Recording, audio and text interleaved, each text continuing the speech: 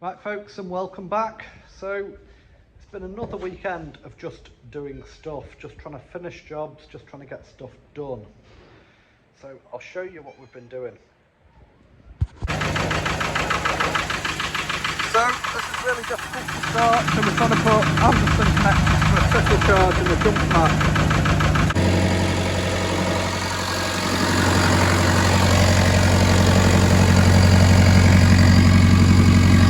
The main thing we've been doing is working on the Landrover 110 back tub. Looks a bit patchy because we've just stripped all the paint off. We were struggling and somebody recommended these wheels. They came off Amazon. They're like a, I don't know what they're called, cross Arctic wheel, and they take the paint and the filler off lovely.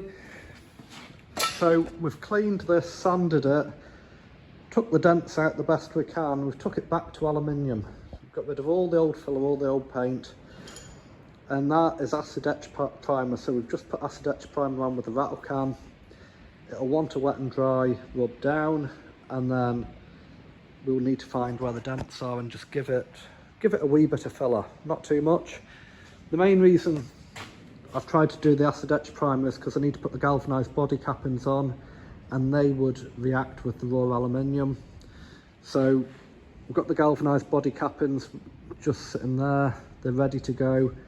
The back galvanised trims, I've just put acid etch primer on the inside.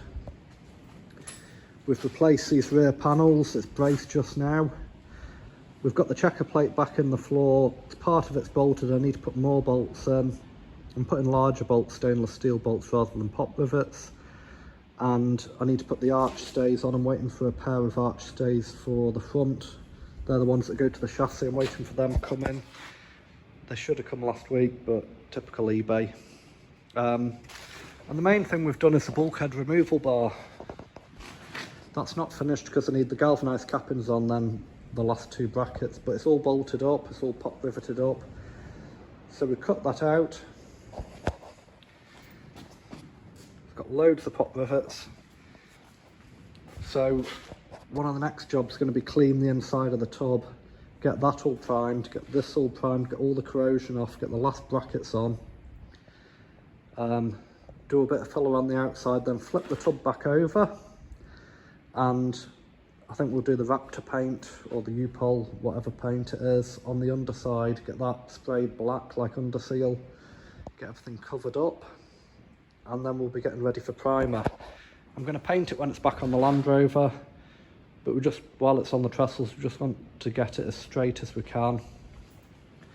Putting these bits of angle on these corners where it was rotted has really strengthened everything. Need to do a bit of fiberglass in there. I keep saying this isn't going to be a show winning restoration, no intention of that.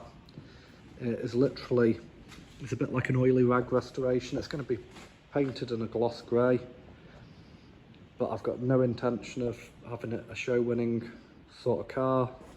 I just want a vehicle that's going to last 20-30 years, last my days out, and it's going to be reliable.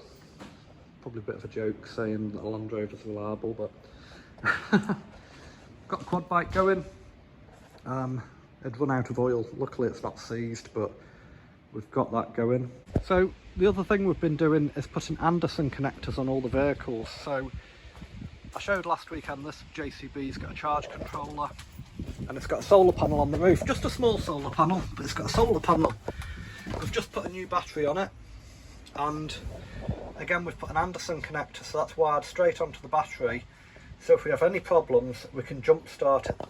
With these, you've got to lift the bonnet, take the exhaust off, blah blah blah, and try and climb over the top with a set of jump leads, and you never get them connected right. Takes ages mucking around, but I've just put 175 amp Anderson connector. I've got a set of jump leads that fit on there, but all of my vehicles, all of my diggers, Land Rovers, double cab pickup, everything is going to have an Anderson 175 amp Anderson connector somewhere on it, so we can jump start, or we can jump start other vehicles. I'm going to cut a set of jump leads up and make an Anderson to Anderson connector, so like I can back the digger up to this to jump start it. you see these on like AA vehicles and recovery vehicles. A lot of tractors have Anderson connectors on them for auxiliary power, for powering other applications, but you can also jump start the tractor through them. So I just think it's a good idea. Bought a load of buckets, and I've bought a ripper tooth for this digger. I need a quick hitch for the back, and my door has just come into stock at the local the glazier's up in Perth, so I've got to go and pick that up. I've got the hinges, but I need to get this ironmongery, which is going to be a pain, but we'll get there somehow. Right folks, so it's a bit noisy in the shed because I've got the generator running, because it's Sunday, just to give the batteries a bit of a charge, because we still need new forklift batteries. But I did put this on Facebook last night, and a lot of people just don't understand why I'm putting these Anderson connectors. So that's one on the dumper. I tried to explain it to people that, so to jump start a machine like this, now these never charged right, they've got a stator on a flywheel, they've not got an alternator. So I've had comments like, you ought to stop being so tight and just buy a new battery and a new alternator. Well, these don't have an alternator, they never charge well. A dumper like this, we only use it maybe every 2 months in the winter for moving horse muck. And to jump start it, the battery's under this foot plate. So to jump start it, you've got to undo the foot plate, 4 bolts. You've got to push the throttle right down to get it off, and move the gear lever to lift the foot plate out, jump start it, and then when you've jump started it, you can't put the foot plate back in without stopping the engine, or else you rev it up, put it into gear and kill yourself. So that's why we're putting jump start points on. It's just for safety and to make it easier. We're going to put a solar panel on this roof and a trickle charging system. So the dumper's going to be here and the JCB in the next bay running forward. So the idea is we can have them trickle charging if they're undercover. The JCB's got a solar panel outside, but also any of these can jump start something else. So in an ideal world, we'd all have brand new batteries every 6 months and all new alternators and everything. And all our machines are maintained, but it's just one of those things, you know, things go wrong, and when something goes wrong, you're on your own. It's not normally here, you're normally halfway up a hill, trying to jump start a dumper or bump start it, and you get hurt. And I've had 3 or 4 accidents trying to start old machines, and you know, I'm just trying to make things easier, slimline things. The transit vans, they're almost impossible to jump start. There's a jump start point under the bonnet.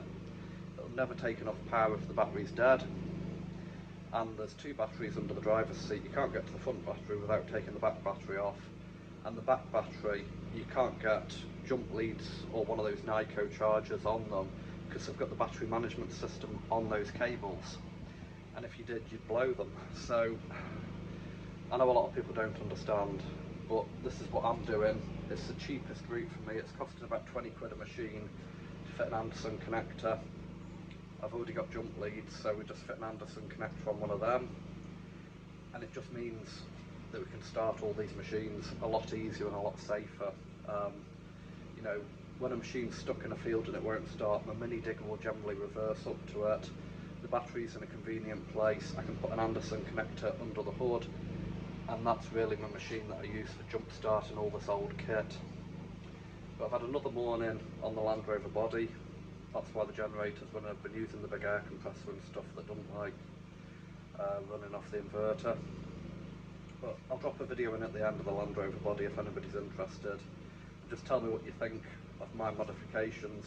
It also means all of these vehicles have a 12-volt outlet, so if you need to run an inverter, or like on the quad bike, if we need to run a crop sprayer or anything, I've got hardwired 12-volt socket straight to the battery, so I can run crop sprayers, anything like that. I can plug a 12-volt inverter in for power. I'm going to do the same with the transit vans. They did have power in the back, but that's been disconnected when they were decommissioned from the company we bought them from. So that's all I've got for this weekend. We'll see you next time. So this is where we're at with the Landrover body. Bulkhead removal rails in. The galvanised cappings are all on. They're genuine Landrover pop rivets. They're bloody expensive. They're just machine marked pop rivets. You get a bag of 100 for a few quid. We've stripped all the paint off and acid etched it, repaired the back like I said last time. Gonna clean these cappings again. They have been done with Mordant tea wash. They need the salt washing off. And then we're going to acid etch them, get the corner cappings on. We've got most of the dents out. So it's all pop riveted up. Bit of corrosion there, but that'll be under the sides, so you won't actually see that because this is a hard top. So this back quarter was full of filler. We've got the filler out and we've straightened most of it. Here there is a wee bit of a ripple, so I'm going to take them pop rivets back out and skim it with fiberglass and filler. Just use my speed skim for plastering.